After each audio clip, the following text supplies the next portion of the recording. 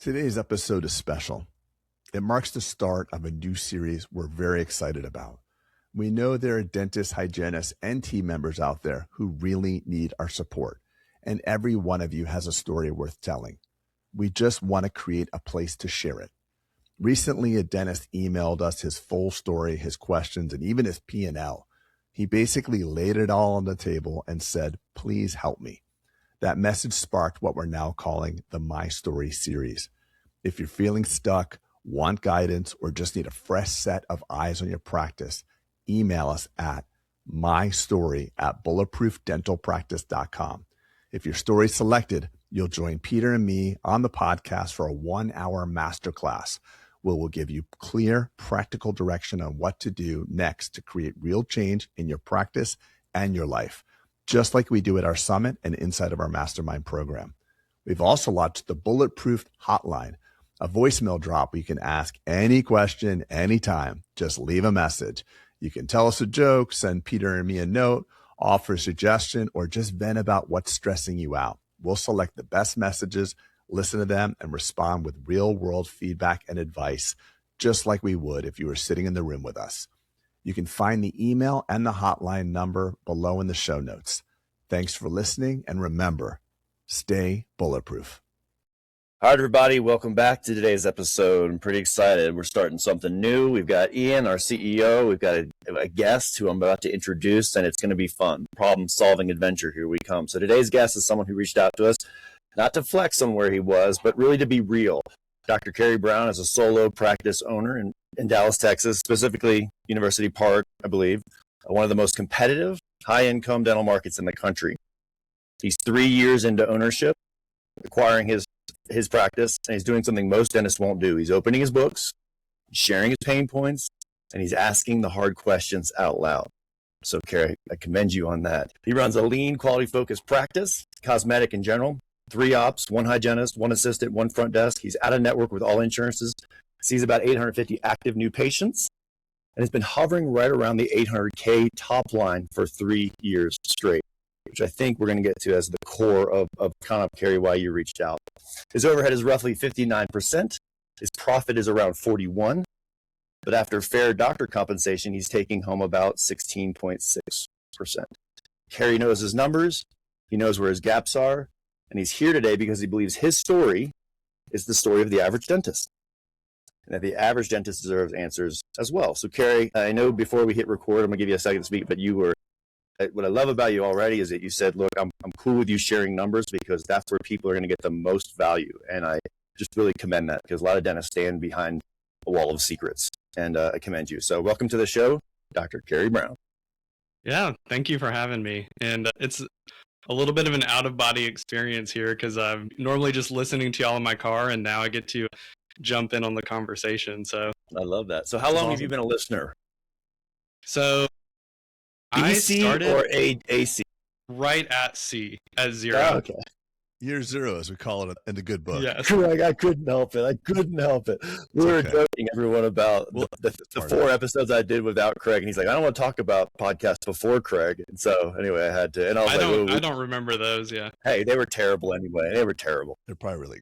But it was probably, I think it was my second year of dental school.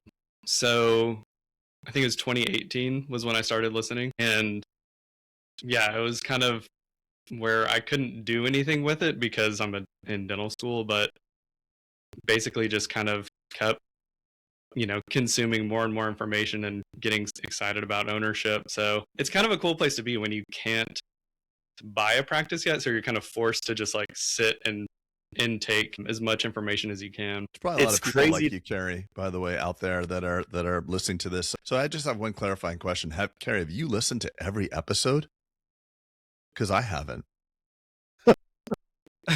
I've listened from the beginning. I feel like I kind of skipped maybe some of the biohacking episodes, but yeah, exactly, because they're stupid. What? I did not say that. No, I'm kidding. No, but that's what you meant. I read your body language. It's fine. That was the aggression comes up between Peter and I. Listen, it's so good to have you here because we're starting this whole new thing, and this episode is really going to be called like a MyStory episode. So there are many people like you, and we meet you guys at summits. Have you been to a summit, Cary? I have not, but I would like to. Yeah. I'd highly recommend it because it's a really transformational experience for you and your team. But this happens quite frequently at the summits where we have a person like you as a longtime listener, and we get to just kind of deep dive on how to help an individual. So this is hopefully episode 1 of many where we get a chance to tap into our audience, people like you who are longtime listeners who just want to get on the show. And we're actually going to create, we've created an email for those as well. We'll talk about that in a minute, but I just want to commend you and thank you, because although you probably feel like you have individual problems, your problems, as Peter and I and Ian know now after dealing with, almost 1,000 different people in our ecosystems, it's all about the same.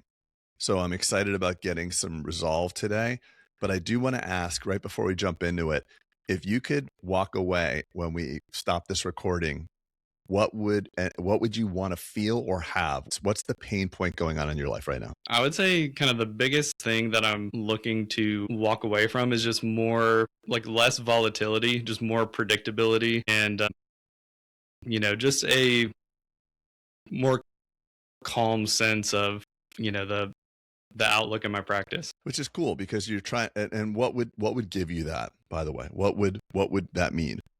That means weeks would be all about the same level of money, or does that mean that no emergencies happen, no one quits? What does that mean? I guess that more so means revenue stability. And we'll get probably into some of that later, but we talked about, the overall top line's been pretty consistent, but I would, my better months are kind of in the 80 to 90, and I've even had a $100,000 month. And then some of the low months are low 50s, even 40s. So just kind of getting just more sense of predictability and stability would be my number one goal. And can I jump in here? You're a solo practitioner? Correct. Okay. So Cary, what have you tried? Meaning, so you're looking at the lag indicator, which is the month, the 100K, the 50K. What have you been able to diagnose? What were the constituents that added to that?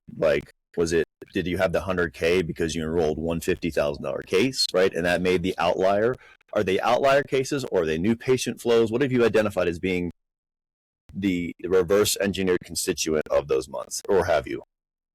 Generally, those months do have one or two big cases, not 50, not one case, but maybe 3 or 4, $8,000 to $10,000 cases. But I would say the things that I'm focusing on to try to work on that is reducing the number of hygiene holes. And I did recently implement in-house membership plan. So the idea there being having kind of monthly recurring revenue can raise the floor a little bit there. What did you do last year as a total gross top line? 800. Yeah, 800? right below 800. Past 3 years have been 800. Okay, it's been I think 756 in 2023, 778 in 2024, and then 799 in so marginal 25. growth. So about 3%, 4%. And growth what about year over your year. take-home income? What about your net profitability? Because one of the big mistakes I did was I just tracked the top line and I neglected the bottom line. So do you have metrics on your bottom line? Yeah. So I would say 2024 to 2025 would be about the same. Okay. Bottom line was probably right around 300K in 2024, and then 325, 330 in 2025. 2023 was a little different because I took over the practice in October of 2022. So it was probably low 200s, but I bought, I spent a decent amount kind of implementing, new technology and, other equipment in the practice. I want to ask another question too, and I'm just kind of this is kind of what we do. Peter brought this format to our master's level of the mastermind. He took it from YPO and Tiger 21 and those entrepreneurial groups. We want to all just ask questions. So if you just can they're just clarifying questions just to give everyone else context, right? And so if we're interrupting, we're just laying the groundwork for us and everybody else, because we're kind of doing this live. We have a little data, but where we function best, especially Craig, is really, if you see it at the summit, he really walks around the floor and like problem solves like live. It's really cool. So, we've just done this a long time. And so this is what we're gathering right now. We're doing in fact finding for everybody. Cary, as a longtime listener, quiz you on this. What is the biggest prognosticator of how you're going to do in future months? What is the stat? Pre-appointment rate? Yeah. Yes. Yeah. Good job. So what is yours? 24%. There's your problem. All right. So let's fix that and let's talk about something else. And then all right, let's go. I'm going to go back to skiing. I appreciate that, y'all. We're all good now. We're all good now. All talk right. to you soon. See you. All right. Bye-bye. Yeah. Appreciate the help. Of everything, that is the number one metric. If you literally have a hole in the back door. Not a hole. Yeah, it's large. It's a double door is wide open. Yes. No, your back door is wider than your front door. And I don't mean that to be insulting to you. I'm sorry. All right, so Cary, let's break this down. Involved. That would normally be a compliment, but yeah. All right, so let's break this down. But what is your pre-appoint, meaning the patients that you see? Do you know your pre-appoint, people who have a next appointment on the books? Because typically you will touch them too.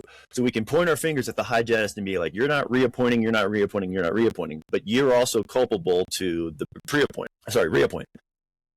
So do you know that stat? My honest answer is no, I don't. Okay, totally fine. I don't totally distinguish between which one, if I will honestly say it probably is much better on the hygiene side. Hygiene reappointment rate is around 46%.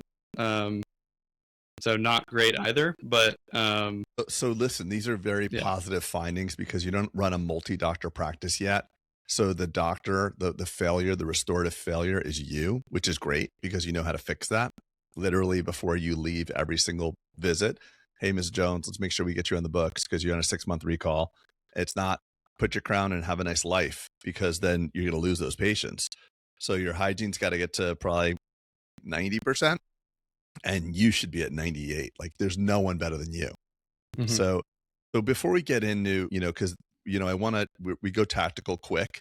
I want to go through and say, like, how fulfilled are you 1 to 10? Like you've been listening to this podcast, you dreamt of business ownership.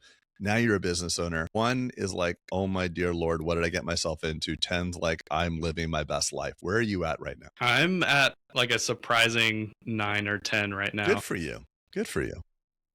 And I say surprising just because as an early listener before I'd ever actually been in the trenches and done it, I always just thought bigger is better. Like I want to scale like a lot of you hear on the airwaves just about multi-location practices, mega practices. And I just kind of thought that's what success looks like. But as I've kind of gotten into this practice, I've realized, you don't really, it's still a very viable career path to have a very, efficiently run, well-run single location. And then you get a little bit more personal touch with your employees and being able to just kind of mentor them, help them grow in kind of their own way. I really like where I'm at. Well, I want to ask you one more question. Sorry, I'm going to ask 21 questions. You had said in maybe one of the emails, like you had originally reached out to say you wanted to do a JV with Bulletproof, right? Was that, or did I get my wires crossed? No, I got my wires crossed. Maybe wires crossed. I have no idea what that means. Okay, like a joint venture. Sorry, like I thought. Yes. Yeah, he did. Yeah, sorry, I didn't know what JV meant, but I'm sorry. Yeah, no problem. I had thought you had said something like, "Hey, originally I reached out with you guys, and I wanted to invest with you guys, and I'm actually happy that you helped me understand that."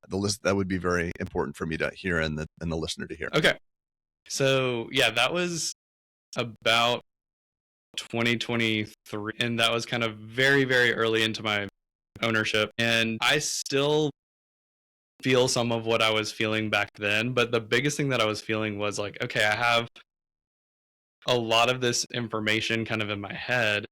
Now I'm faced with real problems and challenges. What are the levers to actually pull first? And like having somebody kind of in my ear looking at it with me and kind of guiding me through that sounded very appealing. And I think that kind of, one, I think just from an investment standpoint, having sort of stagnant growth probably wouldn't be great for y'all, but also I'm just feeling kind of a little tight on margin. And so I just feel like overall it was probably for the best that it didn't work out, but that's where I was kind of coming from then. And it was the best that it didn't work out for us or for you? kind of both. Both. Okay. So Because it if wouldn't it's have been the return that you think. Yeah, that he we would have would have felt been good bad for in us. return that we invested. Like, yeah, this is Got it. yeah. So I just want to point out to you, Cary, that, you're doing 800 grand. You've been in this practice for, 3 years, 36 months. The average dental practice, and you're doing beyond what the average dental practice does. And the average dental practice has not been established for 36 months. So what all you really need is you need to feel less volatility and more of a calm sense. So we're chasing a feeling, not really a metric, right? Can we agree? We agree on that? We can. I feel like maybe because I was in the 700s, I was looking at those ADA statistics and feeling like I am average or below average. And, Well, you're comparing your chapter 2 with other people's chapter 10. So I agree, yes, if you want to just look at absolute metrics, but that, maybe that $700,000 or $800,000 practice has been established for 15 years. So if you're showing some degree of growth, you could at least prognosticate and say, hey, I'm growing 8 or 10% per year by such and such a time, I'll be there. But is there anything about your practice? You're at a 9 with business satisfaction. That's amazing. I wish all of our listeners were there. So if you were just growing at X% per year, would that satisfy you? Would that feel like life is amazing?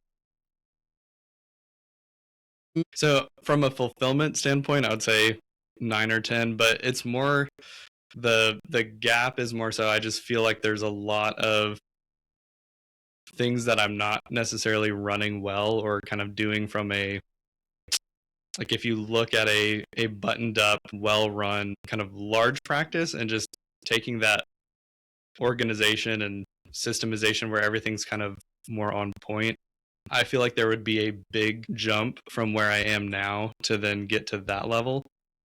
And then from there, yes, if I just had kind of a gradual, increase kind of year over year after that, I would be perfectly comfortable. Do you want a large practice? Do you want 12, 15 ops? Do you want multi-doctor? What does your life look like in 3 years?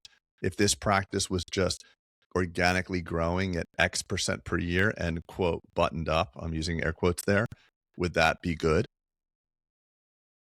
I would say if we were at around $1 million top line, then yes. Okay. And what would that mean to you? Because every time we ask every single person anywhere we go, what's the target revenue or what they want to make? It's always $1 million.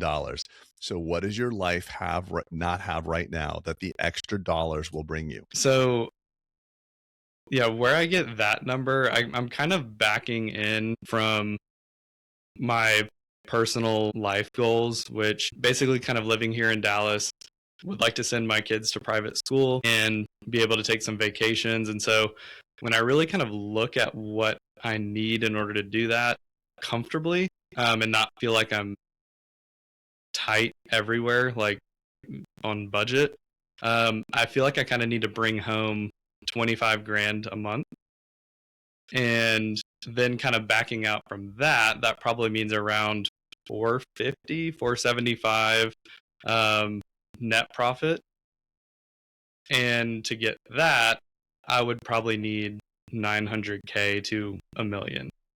900K would be extremely lean if I was doing that. So that's where I kind of get that million number. And I want to applaud you just for doing the math, because oftentimes when we go through this, people have just an abstract. So you've actually put a lot of thought into it. Most people don't have that thought. Well, it's just super arbitrary. They pull it out. Like, this is what I think, and it's never done the actual calculus to get there. Do you have a practice? One more clarifying question. Sorry, Pete. I just want to get, I'm kind of whittling down on one thing. I'm sorry. Do you have a practice loan? Yes. And then do you know what the principal payment is per month? 57. So 557. And that's just the principal, or is it principal and interest? Oh, that's principal and interest. I want to say like 2,500-ish principal. Yeah, I was going to say about little over. It's like 60%. A low 3% loan. Okay, great. So about $2,500 a month. Yep. Do you know that, right? $2,500 a month in principal? Yep. So I want to make sure, are you doing like a personal financial statement every year? Yeah.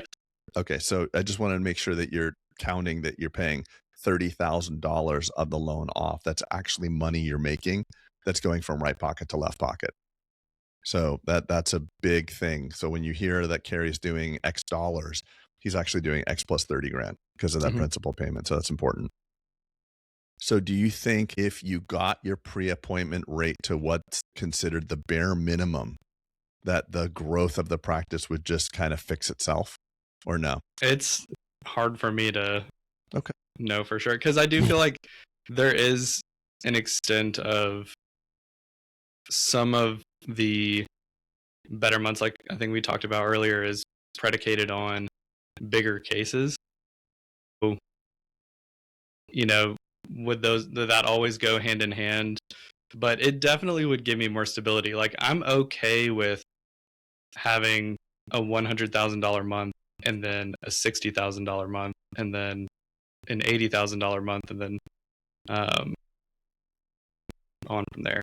But the main thing is I just don't want those $30,000 or $40,000 months to happen. I want to kind of get rid of those. Cary, you may have to restart your just real quick. Just hit your monitor, your camera again. It went off. All right, Craig, can I jump in? Please. I'm sorry. I just I thought I was going to chase something and I don't know where it led. All right. So Cary, the last review you had, do you know when it was? He's going off grid for a second. No, I'm good. All right. Cary, do you know when your last review was? I do. 6 months ago? Close. You're 4 months ago. So we know so let's look at our goals. Craig has already established our goals, right? I want to commend you because no one taught you how to do this, right? No school taught you, no study club locally has taught you how to do this. You're running business as well as you can for the skill set that you have right now. Okay. So I think in getting to your goals, it's identifying a couple things to focus on, not chase 10 rabbits, right? It's like, let's chase 3. Cause I think that's really all of my, I moderate some YPO stuff. We don't focus on 20. The human capacity really only has like 3 big rocks, I call them. We've already identified one, which is your reappointment, right? Do you feel equipped Monday morning, metaphorically speaking, to go in and create a system that remedies that up into 70, 85%? You feel equipped. 90. He's doing it himself. But no, well, as hygienist too. But as a practice, do you feel equipped that you have the skills? Equipped from a conversation standpoint or fear of rejection standpoint, I definitely have confidence that I could bring that to my team and they would implement it. But as far as confidence that I could get it from 24 to 90%, well, no, okay. That's low. Okay.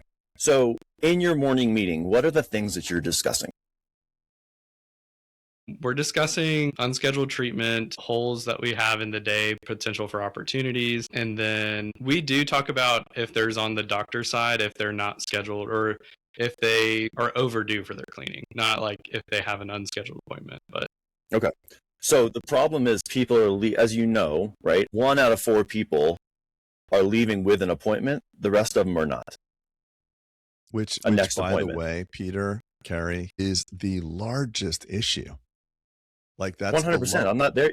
Yeah. I know. What I'm doing is identifying the rock, Craig, of what we're going to focus on and then follow up on. So that's imperative number 1, right? And honestly, Cary, fixing that will become a halo effect, meaning that all things will rise because of that. Your months will stabilize. The big cases will come more frequently, right? Okay. So we've already established that's 1 rock. We're gonna reverse engineer how to get there, and maybe this is more than 1 pod. But I love that you said, look, I can identify it. I'm not sure I have the exact personality skills to get us there. Okay, but it's not just your lift. We talk about something a lot called Pearson's Law, right? And I'm sure you've heard that on this pod all the time. Mm-hmm. What you track typically improves or increases. So what I want to make sure you do is you go to your break room and you put that number on the wall. Our current reappointment rate is this. And you say this every freaking morning so that they know, that you know, that everyone knows it's the most imperative thing. Because you're having to churn so hard just to keep your books full that you're actually wearing people out. Mm-hmm. Yeah, well, the new patient is so costly and difficult, and they don't accept everything. The recurring patient has a tendency to be more familiar with your business and accept more treatment. And believe it or not, you're literally walking them out the door and they're going into the ether.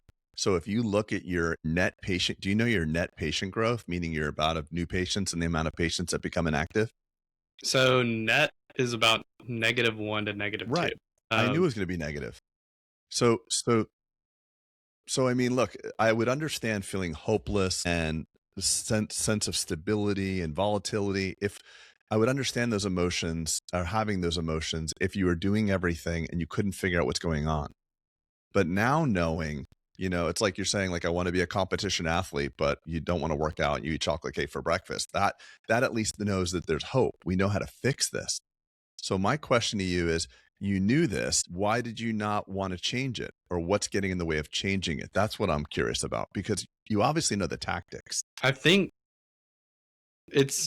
I don't know, it's a combination of things. And I think some of it just comes from like a fear of the patient experience. Like if they're not used to being like ushered or like, putting an appointment on the books before they leave or feel pushy, that sort of thing, I think it's kind of holding me back from. Well, let's try it. Let's just role play. I'm Mr. Jones. You've just put a crown in on me.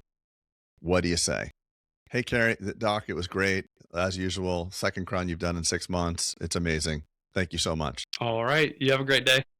All right. Okay, and no, great. what you would say is this. It was awesome to take care of you, Mr. Jones, right? Really enjoyed this experience. I want to make sure we get you in our hygiene program because we're starting to book out pretty far in advance. So before you leave, Kristen, would you make sure we get him on? Just find a way to get him in. Let's get him on our books because we know things get busy in our life. How's that sound? By the time we send the 6-month postcard to you, it's going to take 2 or 3 months to get in, and you're not getting the cleanings you need. The second thing you say to him is, hey, I really enjoyed getting to meet you. I know you probably have lots of friends and family like you. This is a newer practice. I'd really appreciate if you could send some people my way. Wait for a nod up and down. Third thing is, you're going to get a review tonight. You're going to get a link from a review. It really helps grow my practice. If you can authentically speak how your experience is, is that something you'd be willing to do? Wait for an answer, yes or no. That's it. All right, thanks. Shake hands, get out the door. You accomplished 3 things in 5 seconds. Mm-hmm. 3 things that are going to absolutely take care of all the 30 minutes we've just talked about. Cary, how does that feel? How do you think, could you do that? Or does that feel like really a lot? I could do that. Honestly, it feels uncomfortable, but at the same time, it's out of my wheelhouse. But at the same time, it also feels uncomfortable. Wait, let me say something. Cary, tight on the budget. When I did it the first time, super cringy, super uncomfortable. The second time I did it, a little less. By the 4 millionth time I did it, it was ice smooth. Right? I want to hear what he had to say. It feels uncomfortable in context to the budget. What does that mean? No, I was saying it feels uncomfortable to have those conversations, but it feels more uncomfortable when your practice is volatile and your budget is tight because you're not having those crucial conversations. Well, you'll do more for other people than you'll do for yourself. So one of the narratives I hear from people that are struggling is they make it about themselves. Cary, this is not about you. This is about serving the patients properly. You got into dentistry not because you wanted to be a multimillionaire. You actually want to help people. And you are not helping your patients if they need to be on a 4-month recall and you're booked up 2 months and you're sending a postcard at 4 months and they're booked up. You're not helping them get the care they need. So you have to get into this verbiage where it's like, my obligation is to make sure you keep your teeth a lifetime, or, listen, you're getting decay. We need to see you for every 4 months. You believe the 4-month recall or a 6-month recall is important. I mean, we all do it for ourselves, right? So you got to help these patients and help them get into their schedule. I mean, the Google review is amazing, but if you could just get the recare rate to 98 or 94%, the Google reviews might even take care of themselves. And one other question too. I know we're opening up a lot of different roles here. I don't know what happened there. We lost two of them at once. So what I was going to say is that a Google review is important, obviously, from a new patient flow, right? And we lost Cary and we lost Craig at the same time. It's never. But it's important because it's going to add to the visibility of the practice. So yes, we can fix the back door, but we also have to increase the size of the front door. So that is.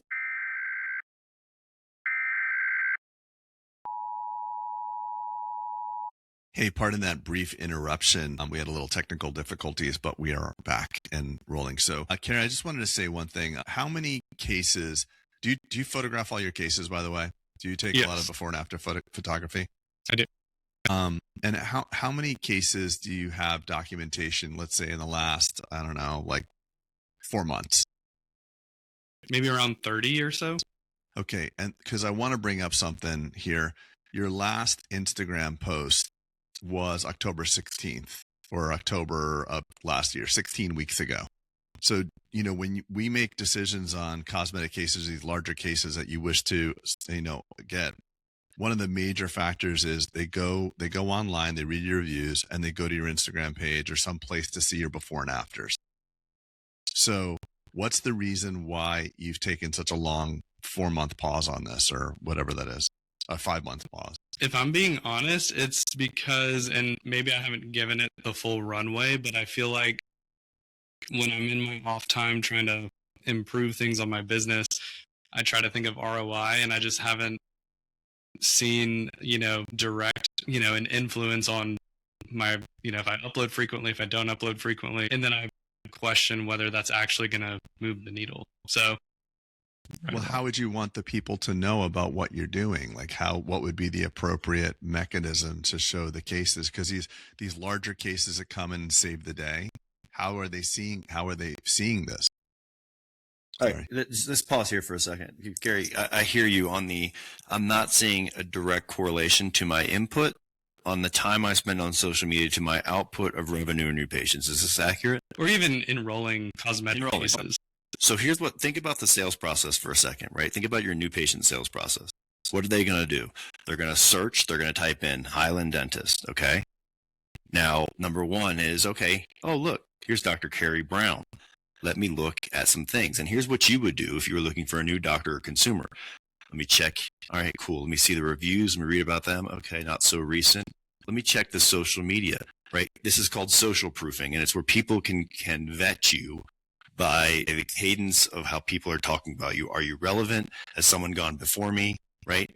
So I hear you on the fact that it's not, like, I don't really see the correlation, but marketing is a multi-pronged approach where you have to say, I'm ranking good, my reviews are good, I'm socially relevant, here's the stuff that here's how I'm changing lives. So I love that you just said that, because so many dentists fall into that trap of, well, that didn't work, right? But you as a consumer, that you go on Amazon and you look for a pencil sharpener and you read the reviews, right? And then you see, does anyone else, you know what I'm saying? So I hear you, and I know, Craig, the drum that you're trying to beat right now is things are anemic on the recruitment side, the reviews, the social media, and you have the fodder of all these beautiful cases that you've done to post that. Yeah, there's 30 of them. There's 30 of them. So your last review is 4 months, and your last post on Instagram of before and after, any post at all, is 4 months. Cary, what are your new patients per month? About 8 to 10. 8 to 10. Right, and what do you want them to be? What do you want them to be? What do you want them to be? I mean, 10 to 15. Okay, let's go back to this. Let's go back to this for a second. Maybe 10 per month. All right, but let's go back. You identified that you wanted your revenue. Your goal was, I want my revenues to be $1 million. Mm-hmm. That would mean that your average production per patient visit had to be. So what is it currently? You can basically say, I'm doing 800. I need to bolt on another 2K. I know that my average production per patient visit is this, right? Mm-hmm. So then you say, hey, I really only need 17 new patients a month, or 19, whatever it is, but reverse engineer that as well. Don't just throw it out arbitrary. Mm-hmm. Yeah, I don't have a good number. No, it's fine. You don't have to, and you don't have to now, because this isn't the complete pod where we're going to be, but what I really want to do here is identify things that are going to be your rocks for 2026. What are the things we're going to fix? And then what are the things we're going to hold you accountable to knowing? And then you just bestowing on your team that are important, right? As the leader, they're looking for you to say, hey, here's what's important. Don't worry about that kind of thing. Mm-hmm. So can we agree on the percentage of reappointment as a massive number one rock? Yeah, it'd be number one. What's the percentage so we can agree upon that? The current percentage? No, what do you want to get to? What's your benchmark? What do you think would be a good benchmark for you? And in how long? By when? This is basically what we do with our mastermind, because the information is not going to help you. The accountability is going to help you. So we'd love to follow up with you in 6 months or whatever. I think 6 months is plenty of time. But what would be in 6 months an acceptable reappointment percentage? I would say if starting clean slate in March, like 75, 80%. Yeah, because it takes time. I agree. So that's it. So can we hold you to that 75%? Yes. Yeah. So we're not going to, just so we're clear, we're not going to take the data. We are going to give you a clean slate. We're not going to take the data that's going to drag you down from the previous months. We already established those are gone, right? But we're looking go forward. All right. So the next thing we're going to talk about from a rock perspective is we need more reviews and referrals. Right. And you need to practice that where it's so you don't feel it's cringy or that you're asking for someone. You've got to end that appointment on a high note, accomplishing a couple of things, those 3 things that we already spoke about. Can you agree to that? For sure. And let's also agree, how many reviews do you think is a good number for you per month? Per month, I would say 10 to 15. Okay. I think that's really a lot. I mean, I love that goal, but let's just go, listen, you're getting 1 every 4 months. So I'd be okay with 2 a week for you right now. Can we get 6 reviews a month then, or 6 or 8? What do you want? Let's go 8. I think I set a goal, which I haven't progressed very much on, but to get to 100 reviews by the end of the year. Okay, so we're going to get 8 reviews per month. Yeah, I don't want you and don't do this to your team either. Don't set yearly goals. People can't track things yearly. It doesn't move the needle, right? I hear you on. This is the proof. You can do it, right? But eat the elephant 1 month at a time. Yep. Right? 1 week at a time. Geez. Right. I mean, like Pearson's Law, you want to get frequent. That board that Peter said in your huddle area of your reappointment rate, put a review board there. Totally. So per week. Can I ask a quick question about the accountability loop of reappointment or reappointment rate that y'all have? Do y'all go over like, hey, yesterday's patients, this many left without an appointment, or like, how are you tracking? Let me interrupt. There's something here that I got to say. There's something about, stress comes from knowing exactly what to do and taking no action. We all know that, right? This is a you thing. So when you talk to Peter and me, I've got an ecosystem with 60 people, 12 doctors. Peter's got larger than that. This is you. When Peter and I were alone in our practices, the accountability, and unfortunately, I'm going to be hard with you. It's just you. When you get to Peter and my levels, it's about influence and getting other people. If you're not willing to do it, you're not willing to give the photo, post it. We can't even have the conversation of the second order magnitude of how do I get others to do it. Peter and I never had a problem doing it ourselves. We were willing to do the work. So it's like, you want to run a marathon, you got to start running. Your question is, I want other people to run a marathon. How do I get them to run? Start running yourself first, because you know this stuff. You're listening to the podcast, and I'm happy you're saying this, because that's really a lot of my things and Peter's things, and even Ian, the things that we get upset about. We know better, and we're just not doing it. But that's what I want to focus on. What's the psychology getting in your way? Because you know all this. You knew your pre-appointment rate was 25 or 40%. You knew it, and you knew that was inherently not good. You probably knew your last review was 4 months ago. Your last post was 4 months ago. So what I think the biggest lift here would be is, what is Cary saying or doing to himself that's getting in the way? That's what I'd like to land on. What is it? That's a tough question. It is. But when you answer that question, this will be effortless. I think it's lack of conviction in that I'm like what I'm really going to beat the drum to, because it is uncomfortable to have a conversation with your team about like, here's what we're focused on. Here's what, we're going to hold it, well, it's not your team yet. It's you. So you keep going to team, like I'm going to leverage my team. You're not doing it. So it would be one thing if your hygiene reappointment rate was 20 and yours is 100, then yes, your point matters. You have to have a conversation with the team. What are you doing yourself? The first person we have to lead is ourselves. Why are you not getting the result? I think it comes down to just, fear of confrontation or a fear of rejection. Yep. Good for you. Good for you. Because once you address that, your team is learning from you. And you can't build organizations and replicate behaviors that you're not willing to do yourself.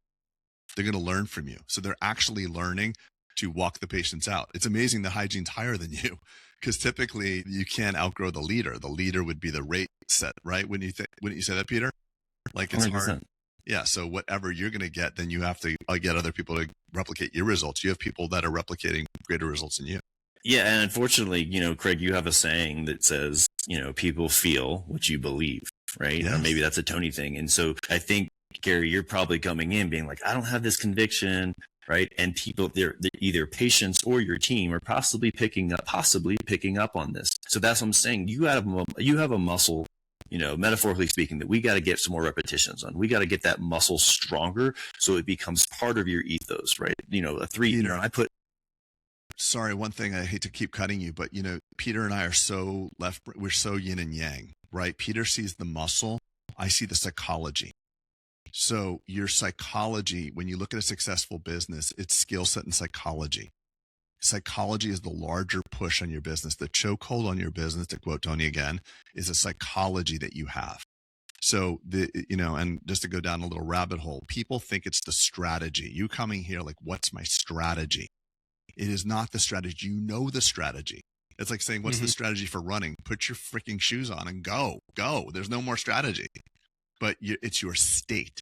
It's what you're telling yourself. It's what you're saying to yourself. It's this belief system that is toxic, and it's affecting your unconscious leadership skill. I don't care what you say. Your state is so poor and damaged because it's confrontation. I'm afraid to get my patients to get cleanings on time. That nothing that you do from a strategic standpoint will actually help you. You have to shift your state. And the way to shift your state is not make it about yourself. This is not about private school. This is not making an extra 150 grand. This is about your obligation, which for all of us listening is to take the very best care of our patients. And when you do that, magically, practices do better. Pete, you're a good dentist. You're doing great results. You have great training, and more people need to know about you. You need to help more people. And if that's your mantra every morning, how do I help more people? Success and money will follow you. But the first is, how do I help people? Does that land at all, Cary? Yeah, because I think that's a complete shift in how I'm thinking about it. I'm thinking of it as like, I don't want to come across as pushy or salesy, but reframing that to be like, but is it best not to, have them on the books? Is it best to let them slip off and not take care of their teeth? Let's just say someone's about to drink and drive, right? Wouldn't you want to stop them? Wouldn't you want to sell them on like, hey, you're hammered, give me the freaking keys, or hey, put your seatbelt on, or hey, stop smoking, or whatever it is? You have a noble profession to help people. You have a responsibility to help them. If your treatment acceptance rate is 20% and you're talking about decay, you're failing those patients. Those cavities, those fillings are turning into crowns. Crowns are turning into extractions. You're letting damage happen. You have to think this identity as a dentist is not about you at all. It's about helping patients, and we'll do better as a profession if we can start thinking of our job is to help people. It's not about making more money. It's not about you just got to help people. And if you literally have a -1 net patient growth, your patients are just being recycled and going to somebody else. I just had to get the muscle to. No, it's not. No, I love that. But guess what? Both things can be true at the same time, right? Meaning what you said from a psychology and a belief perspective is true. And also what I said is true. You can be convicted all you want, but until you have execution or tactics to deploy, it doesn't matter. So both things have to be true. And this is why I think where you're going, Craig, is that you're more, we are yin and yang. And so Cary, I want to check in with you for a second. How are you feeling right now? Overwhelmed? better? Do you feel like you have a process? Tell me how you're feeling. I'm feeling better. Because I think I have, again, what was mainly I feel like lacking is conviction and kind of the right direction to go in. So I'm just kind of paralyzed and just not doing anything. And so now I feel like I have, things and kind of things I want to implement in order to, So Cary, I feel like would you put yourself as an introvert? I would, for sure. Yeah, me too. I would put myself as one. I've become an ambivert over the years, but this is what I want to tell you: when you're not confident in all the things we've just talked about, practice it in private. Just practice your verbiage, right? Get it down where it feels buttery smooth, so that you don't feel like you're stumbling on something when oh shit, it's game time, I'm live. And then you try it and you're like, that didn't work, right? Just practice it live on the car ride home, whatever. Record yourself on the way home for hey, here's how I'm going to end the appointment. Let me try it. Record yourself. Listen to it. I didn't like how I said that. Do it again. Do it again. Do it again. And so this is for me and you, the guys who are not gifted like Craig, that can go in and convince someone of anything. We have to practice a little bit more in order to lead our team, right? So that they see, shit, every appointment he's doing the 3 R's and look how smooth it is. And before you know it, guess who else is going to be running that metaphorical mile with you, like Craig is saying? They're going to be ending the appointment just like you did. Why? Because you're the leader, right? So that would be my parting advice to you is when you feel uncomfortable, practice. What I want to ask, Cary, is when you came in here, there's always has to be something that we didn't know, right? You knew your recare rate, you knew your numbers, you knew why you want to create your numbers, you know your net patient growth. So there's no ahas, which makes me feel less hopeful for the future. So what I'm asking you now is, what is the aha now? What is the leverage? What is something that was not known before that now you know? Because what we're talking about is having like a breakthrough. A breakthrough is seeing what you once thought was impossible now seems possible, and you take immediate action. So what's your breakthrough what's your breakthrough here? What did you not know? Honestly, like kind of what you mentioned kind of just before what Peter was saying when you were talking about like not making it about myself and not like all of those fears or those roadblocks that are keeping me from like doing the things I know I'm supposed to be doing. Because what you're saying is right. I know from, the information I've gotten over the years, reviews are important, Instagram posts are important, all of these things are, just going to help have a better business and serve more patients. But I'm getting in my own way because I feel like I'm being selfish and I'm worried about what others are thinking about me instead of thinking about doing what's best for patients and kind of shifting that mindset to where it's like I'm actually doing a service for patients, not being pushy. Yes. The biggest that shift. I'm so happy you said that, because when we get through the mastermind, we get really deep into people's stuff.